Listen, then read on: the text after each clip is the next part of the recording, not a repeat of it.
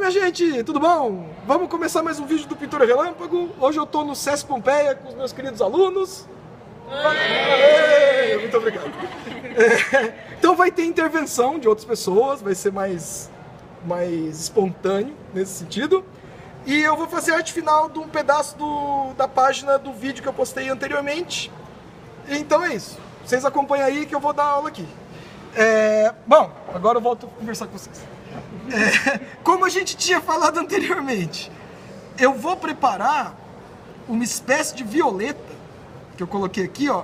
Eu tô pegando a tinta que já estava meio seca. Vocês podem chegar perto se quiser ver, tá? Não precisa, mesmo que faça sombra, a aula é de vocês, o vídeo é só um acaso. Então, reparem aqui, ó. Eu vou testar agora. Reparem também, ó, eu tô usando meu pincel redondo. Dificilmente eu vou usar um pincel chato, não sei nem porque eu tô segurando os pincéis, eu acho que é toque. Eu me sinto mais seguro quando eu tô com os pincéis na mão, assim. Dorme abraçado que vai da cama, tá cheio de pincel enfiado no travesseiro. O Juninho, eu já dormi já com ele, quando tem trovão à noite. Eu preciso... Juninho é esse pincel, tá, galera? Pra vocês saberem aí, ó, é o meu pincel menorzinho. Vamos testar. Outra dica boa. Fica aí, eu sou adulto, eu consigo.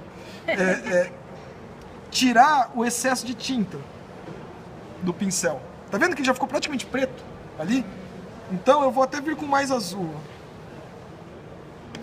Se tem muita tinta e muita água no pincel, tudo certo? Se tem muita tinta ou muita água no pincel, ele borra, a linha fica muito grossa. Outra coisa, se vocês repararem, eu puxo o final da pincelada assim, ó. Tá vendo? Eu não vou com o pincel e paro. Eu tento fazer com que o final da pincelada, ó, sempre fique meio falhadinho, para emendar no outro. Ao invés de fazer uma linha dura, você faz uns golpezinhos com o pincel.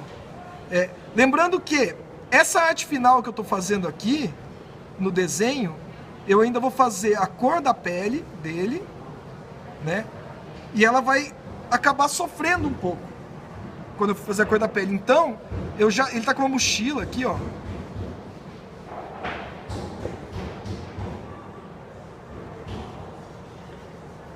O que me dá um alívio de fazer essa arte final é porque eu não vou negar, por mais que eu não tente transparecer, eu sempre vou falar que tá tudo bem. Mas, às vezes... eu fico com um certo receio do desenho desaparecer. Ó, eu senti antes de pôr que tava com muita tinta. É o sexto sentido. Você tá fazendo o contorno antes da cor ou vai reforçar depois? Eu vou fazer a cor depois, exatamente. Não, mas o contorno você vai reforçar porque ele vai perder um pouquinho também. E vai então, depois eu vou... Por isso que eu tô falando, eu vou dar uns retoques depois, eu já sei que eu vou. Então eu não tô fazendo isso aqui assim, agora eu não posso mais perder essa linha. Porque a gente, mas e se eu perder a linha? Faz de novo. Tranquilo, a mesma coisa que foi da primeira vez, você vai fazer na segunda. Você pega o pincel fininho, põe na tinta e puxa a linha. A questão é, muito da linha já vai ficar até o final. E eu vou garantir agora que o desenho não vai desaparecer, porque é fácil perder o desenho. Deixa eu ver, tá dando contraste, tá? Ele já não tá aparecendo mais na página, o personagem?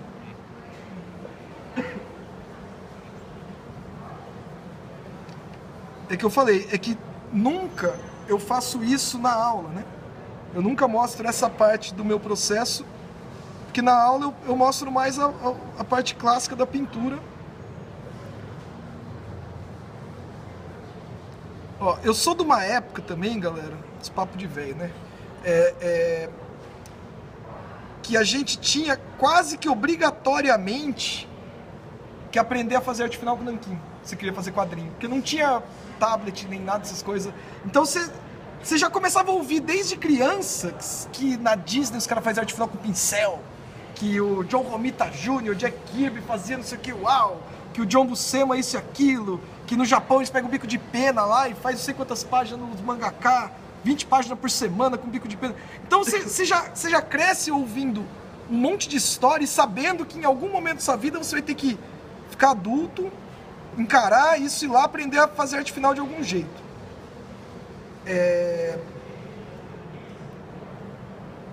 isso fez com que eu treinasse muito a arte final. Então hoje, quando vocês veem eu mexendo com o pincel, essa pinceladinha que eu dou aqui, ó, não é a pinceladinha que eu aprendi na pintura. Essa é a pinceladinha que eu treinei quando eu tava treinando arte final com um nanquim para fazer linha fininha. É que daí o que acontece, que é a vantagem. Todo o conhecimento que você adquire, toda a habilidade que você adquire, tipo, sei lá, eu consegui transferir a habilidade que eu adquiri para fazer arte final para pintura, né? A camisa do Arnesto, por exemplo, ela tem umas listrinhas brancas. A listra branca vai entrar depois com o guache branco. Então agora eu vou deixar... Os caras lá do fundo eu não vou fazer agora também. Deixa eu ver como é que tá aqui. Legal. Vou fazer agora o outro quadro já. Vou aproveitar também o embalo, que eu já tô com esse azulzinho funcionando, e já faço a maior parte dos quadros no verde. Porque assim não vai ficar mudando a cor do traço de um quadro pro outro. A pele vai ser meio isso também. Eu faço de um, já meio que tento fazer de todos a base, porque assim eu vou construindo com unidade, não vai mudando muito de um quadro pro outro. Teve gente, por exemplo, nos comentários que perguntou, que falou, nossa, eu achei que você fazia os quadros separados e depois montava no computador. E eu até ouvi depois, a pessoa falou que fazem mesmo, eu é que não faço, sei lá. Mas, então, não, eu acho que faz sentido, mas eu penso que assim eu tenho um controle muito geral da página.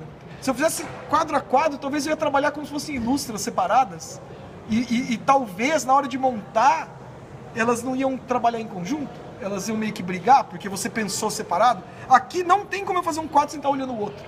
Se eu colocar a luz aqui, ela vai afetar esse quadro. Então eu acho que a unidade da página ganha quando você faz tudo junto. Nesse sentido, né? Além de ser mais trabalhoso. Oi? Além de ser mais trabalhoso ficar separando cada um dos quadros. Então, mas eu acho, sabe que eu acho que tem gente que olha isso aqui e acha mais trabalhoso pintar tudo junto? Daí chega naquele ponto de que cada um faz do jeito que achar melhor, né? Mas sim, eu acharia mais trabalhoso fazer separado. Eu acharia. E por aquele risco que você falou, né, de caprichar demais. Então, de tratar tudo como uma ilustração diferente, sendo que, na verdade, os quadros de uma página não são ilustrações. Eles são frames, eles são parte de uma narrativa. A linguagem do quadrinho é uma linguagem de arte sequencial, né?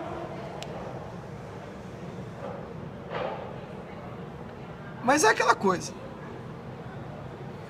Qualquer princípio que você falar, pode chegar alguém aqui e fazer o oposto do que eu falei e ficar legal pra caralho. Então não dá pra abraçar nada como uma verdade, assim, então é assim que tem que fazer. Eu já vi cada coisa que eu não duvido mais. Que pode chegar alguém aqui e fazer algo legal pra caralho do jeito que eu falar que é o pior que tem. E daí vem alguém aqui, entra pela porta e fala, então deixa eu ver se é ruim mesmo. Isso é um desafio? Hã? Isso é um desafio? É isso o desafio? E daí a pessoa vem, pega papel higiênico com giz pastel oleoso e faz ficar bom. E daí eu vou ter que ficar quieto. Eu vi um exemplo hoje, que o YouTube me sugeriu uma pintura de cenário do A Viagem de Chihiro, que é feita em guache. Sim. É impressionante que eles fazem muito por setorzinho, assim. Eles não tacam uma cor geral e depois vai acertando. Eles pegam o telhado, agora vou fazer só o telhado. E o resto tudo em branco e eles têm uma noção de cor tão absurda que funciona quando eles tacam tudo. Todas as cores estão funcionando. Então, a sensação que eu tenho, principalmente cenário de animação,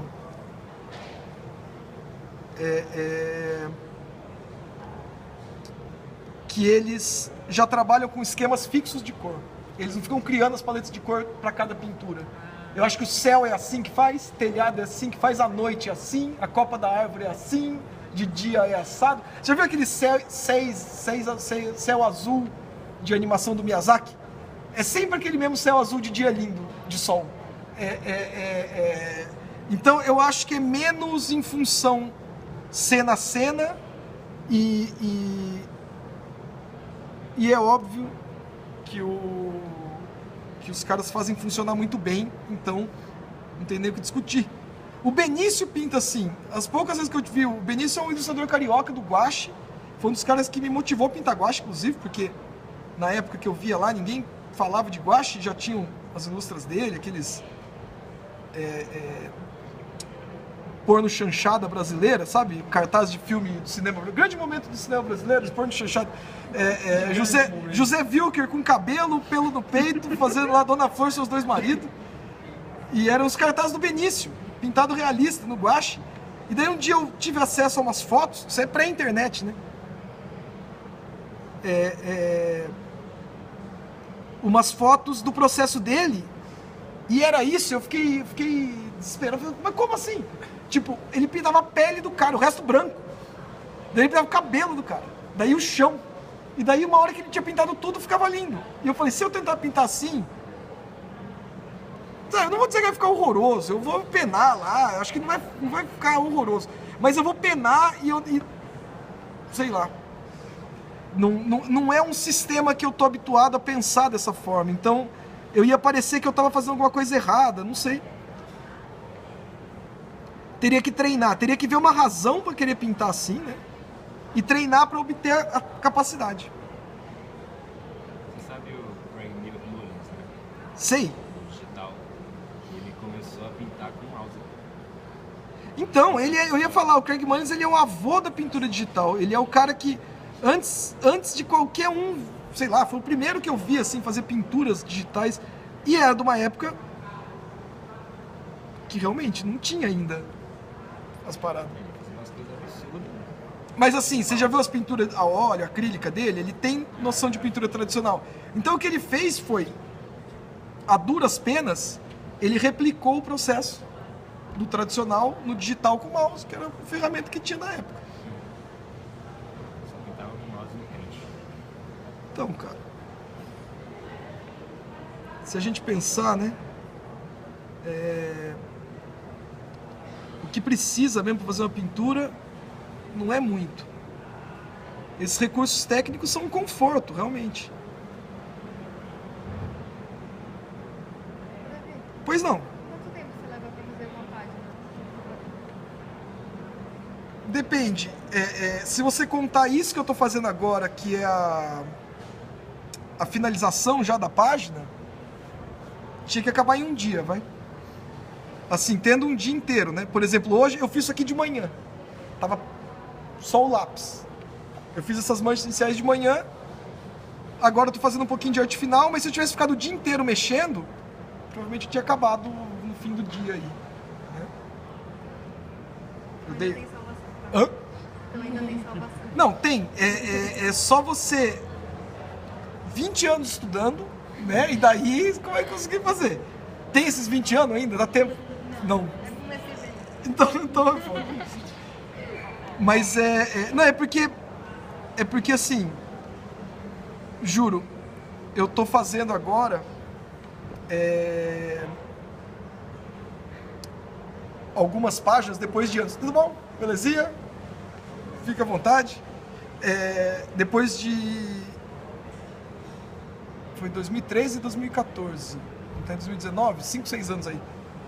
Que eu fiz o Quase Qualigundum originalmente. E depois de 5, 6 anos eu tô pintando de novo umas páginas de quadrinho, que eu fiquei sem pintar página de quadrinho todo esse tempo. Mas eu continuei pintando com guache. Eu senti que eu tô muito melhor na pintura nesses últimos anos. Assim, eu muito menos dúvida para o que eu faço, como eu faço, de novo, sabe assim? Muito menos dúvida. Eu simplesmente vou lá e faço agora. E quando eu fiz o Quase Qualigundum, eu já dava aula de pintura, tudo, mas ainda assim, para pintar no meu próprio processo, no meu desenho, eu hesitava, eu tinha...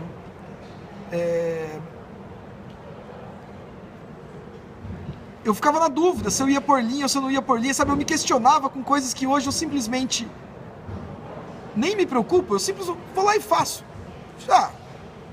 Vou por linha aqui porque eu quero, não vou por linha ali porque eu não quero, e se eu não estivesse falando isso aqui, vocês nem iam saber, só ia estar olhando e falar, legal, o Calico fez aí. Sei lá o que passa na cabeça de vocês quando vocês veem também, né? Eu já não penso mais, tento não pensar tanto mais, só fazer. Então eu acho que antes eu ficava muito preocupado com muitas coisas, que é bom, porque se eu não tivesse me preocupado também, talvez eu não teria chegado na reflexão e tudo que eu cheguei. E tem página e página, né? Tem página que não dá pra fazer em um dia. Principalmente se tem muito cenário. Cenário é um negócio que, dependendo do que é... Ou multidão. Já fez muita multidão? Já nos trampos de animação? Você já teve que fazer? Multidão é foda. Quase todo desenhista, ilustrador, profissional, tem algum momento que fez livro didático. Alguém aqui já fez livro didático? Já ilustrou livro didático? Já? Eu já vi alguns rostos aqui falar que sim. Quando você começa, tudo que você começa é incrível, né? Principalmente quando você ganha dinheiro pra fazer uma coisa que você não estava acostumado. Mas, cara, chega uma hora que os livros didáticos viram uma coisa infernal. Você não aguenta mais, é a mesma coisa, quase...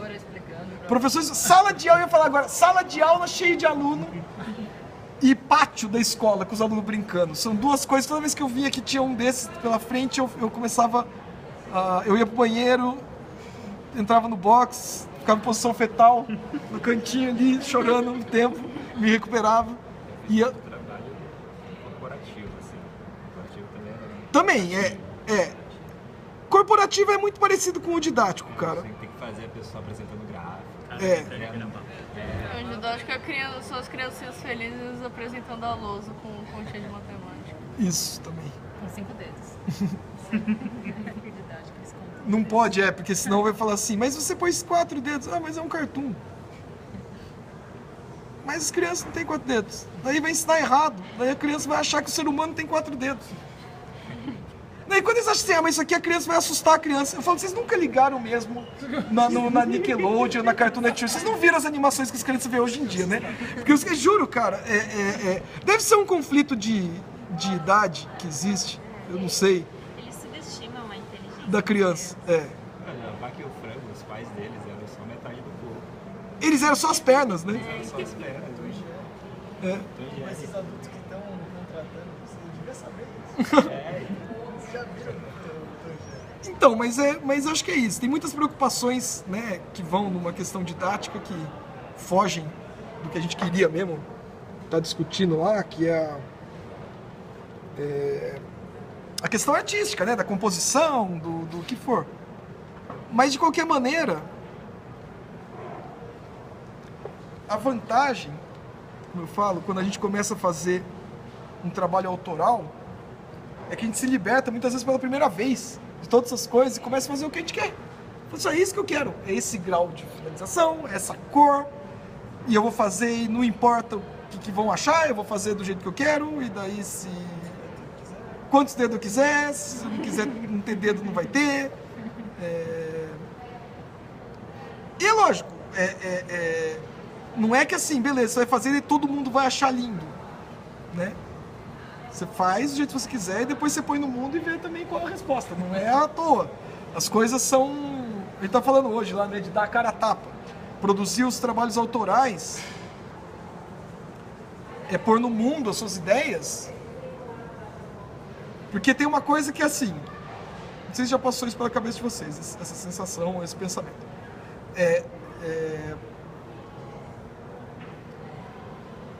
Quando você tem uma ideia pra uma história, ou pra uma HQ, ou pra algo que você quer fazer, você fala, mano, vai ficar muito da hora isso, vai ficar muito foda isso, na minha cabeça é muito incrível. Quando a galera vê isso aqui, ninguém vai acreditar. Só que eu não tô pronto ainda pra fazer essa HQ, porque ela é muito foda. Então eu vou ficar treinando, porque na hora que eu tiver bom, eu vou fazer essa HQ. E daí, a galera vai ver que foda. E essa pessoa, às vezes, fica um tempão. E não, mas o dia que eu fizer, esse dia nunca chega. Porque ela nunca vai ser boa pra caralho pra começar. Você vai começar e vai ficar bom fazendo. Você não vai ler um livro sobre natação, pular na piscina e nadar. Você vai morrer afogado. Você vai ter que nadar com boinha e você vai aprender a nadar nadando. Então você vai aprender a fazer um quadrinho fazendo. Faz um quadrinho pequeno. Faz uma tirinha, faz uma webcomic, depois faz um quadrinho maior. Mas não espera ficar bom pra fazer, sabe? Esse pensamento, não sei se vocês tiveram, mas se vocês têm, tentem calar esse pensamento e substituir por algo mais proativo. Tipo, fazer a parada mesmo. Mas não faz algo épico de cara, faz algo simples. O segredo é começar simples.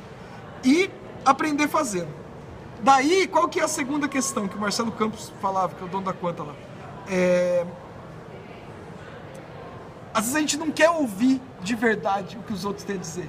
Enquanto tá na nossa cabeça o projeto, ele sempre vai ser especial e incrível pra gente. Você pode pôr no mundo e descobrir que ninguém tá nem aí pro seu projeto incrível. Porque a galera fala, aham, firmeza aí, campeão. E nem quis ler, abrir, ver nada. Isso era especial pra você. E tem muita gente que não quer sair dessa dúvida. Não tô falando que seja o caso de vocês, mas sem querer vocês podem entrar nessa às vezes. Eu tive nessa já. Tô falando porque eu me identifico com esse discurso. Por muito tempo eu não fazia porque eu queria ficar bom o suficiente para começar a fazer. Daí você vai num evento, um dia, às vezes, não tinha nem CCXP ainda na época que eu tinha essas noias. Eu fui num evento, daí você vê alguém lá expondo o trabalho, vendendo, conversando com a galera, e você fala, pô, mas eu acho que o meu desenho é melhor que das pessoas. Por que ela tá lá vendendo no evento e eu tô aqui olhando com a mão no bolso querendo tá lá? Porque ela não ficou pensando, eu vou ficar bom, um dia eu vou desenhar. Ela foi lá e desenhou. E daí funcionou de algum jeito. Não quer dizer que vocês vão desenhar e vai funcionar, mas tem que desenhar pra ver. Pra pôr a cara a tapa, você tem que fazer alguma coisa e lançar. E às vezes, ninguém nem vai se dar o trabalho de ver o que você lançou. E daí você fala, mas e a opinião da galera? Pelo menos se alguém estivesse falando mal, ainda tava tendo um feedback. Né? Assim... Então, mas faz parte isso também. Eu sentia que as primeiras coisas que eu publiquei eram completamente ignoradas. Então, isso não fez com que eu parasse de fazer. Isso fez com que eu continuasse fazendo até, sei lá. Nem sei porque que eu pensava. Acho que se eu parasse pra pensar mesmo, eu não fazia mais. A vantagem foi que eu não fiquei pensando. Eu fui lá e fiquei fazendo porque era o que eu queria. Eu queria fazer, eu queria ver, pronto. E eu queria fazer a próxima. Porque quando eu tô fazendo uma, eu já tenho a ideia da outra. Então é um ciclo. Qual foi o seu primeiro quadrinho? Primeiro dos primeiros? Puta, primeiro dos primeiros? Tirando aquele de escola, né? Porque na escola eu fazia uns dos meus amigos, sabe? Moleque mesmo, no colégio, assim. Tirando esses... É até engraçado. O primeiro quadrinho que eu publiquei saiu numa revista alternativa da Letônia, chamada Kush. Eu li eu tava afim de fazer quadrinho, eu não me sentia confiante, não me sentia confiável. Nossa, eu não me sentia também não me sentia confiável, não vou negar. E não tinha no Brasil ainda essa onda de eventos e mercado de quadrinho independente, galera publicando, postando, canal de YouTube falando de coisas que nem YouTube tinha direito na época que eu fiz. 2007, 2006. Tinha YouTube já? YouTube é 2009, não é? Hã? Tinha acabado de sair. Então era no comecinho ainda. Daí eu acompanhava o site do Universo HQ, que era um site que tinha notícias de quadrinho brasileiro e falava de muitas coisas do universo quadrinho e tudo mais. Daí eu tava já fazendo meus desenhos feinho, tortinho lá, feliz. Desenho feinho, mas eu era feliz. E todos meus amigos desenhistas fodão no mercado americano. Isso também era foda. Eu tive que superar por um tempo esses complexos de inferioridade de só ter amigo que desenha pra caralho. Juro pra vocês. Eu tenho amigos que são muito bons e eles estão num nível de carreira consolidada, internacional, boa também. E eu não fui para esse caminho. Meu desenho não tem essa pegada. Então eu não sentia que eu ia ter a moral de fazer uma coisa com eles. Daí eu vi no Universo HQ um desenho bizarro, underground, que eu falei, que isso? Que interessante! Isso aqui eu acho legal, isso aqui é meio que o que eu conseguiria fazer. Quem que é esse cara? Letônia. Falei, nossa senhora, que bosta, né? Tipo, como é que eu nem sei onde fica a Letônia? Eu fui ver lá, era um paísico da República Soviética, quando desmanchou e ganharam independência e tal. Mas daí no final da matéria, com a entrevista, era uma entrevista com o editor da revista. Tinha um e-mail do editor falando que ele estava afim de que pessoas de vários países diferentes publicassem lá, porque ninguém na Letônia conhecia quadrinhos, seria legal, era um livro independente, experimental, podia quase tudo, tinha só um tema. E o e-mail do cara. Daí eu falei, beleza, vou mandar o e-mail pro maluco aí. Daí mandei um e-mail pra ele, ele respondeu no mesmo dia. Nossa, que legal, putz, a gente achou legal pra caramba ter um brasileiro também, porque a gente não sei o quê. Daí eu fiz uma historinha, mandei uma ilustra que virou ainda a 4ª capa do coisa, saiu na época eu era vegetariano ainda também, eu fiz uma HQ mega, minha primeira HQ era mega, sabe, tipo, era um moleque com um hambúrguer, só que o hambúrguer tinha uma vaca viva, se debatendo assim, ó. E daí a história era sobre uma família que ia no McDonald's. Era história muda, eu não conseguia escrever diálogo, e também era história para Letônia. E daí eles estavam. Começava, na verdade, uma minhoquinha, daí a minhoquinha era comida por uma galinha, daí a galinha vinha um cachorro, pegava ela, daí vinha o tiozinho correndo, espantava o cachorro que ele estava laçando o boi para levar o boi pro matadouro, daí tinha o hambúrguer do McDonald's, daí tinha a família comendo hambúrguer, e daí chegavam os alienígenas tocando terror no coisa e levavam os moleques pro espaço, porque eles fazem hambúrguer de ser humano numa lanchonete do espaço, e daí acabava chegando uma galera para comer, uma família de alienígenas para comer hambúrguer de ser humano. E daí quando eles iam comer, chegavam uns polvo do espaço para comer esses alienígenas, e daí acabava a história. Essa foi a minha primeira história. Então era tipo, sei lá, isso aí, não sei nem explicar o que era, mas saiu, a galera curtiu, me chamaram, eu fiz mais uma pra essa revista. E daí fiz até a capa nessa segunda. E daí depois dessas HQs da Letônia, a revista Mad voltou a existir no Brasil. Porque a revista Mad, eu tinha lido a revista Mad quando eu era moleque. E daí um outro editor, que era o Rafael Fernandes, ele ressuscitou a revista aí, acho que ela pela Panini, Mitos, não sei. Mitos, né? Vocês trabalharam lá? Vocês fizeram? Ah, é? Então, daí eu peguei e eu falei, cara, eu tava muito querendo fazer quadrinhos.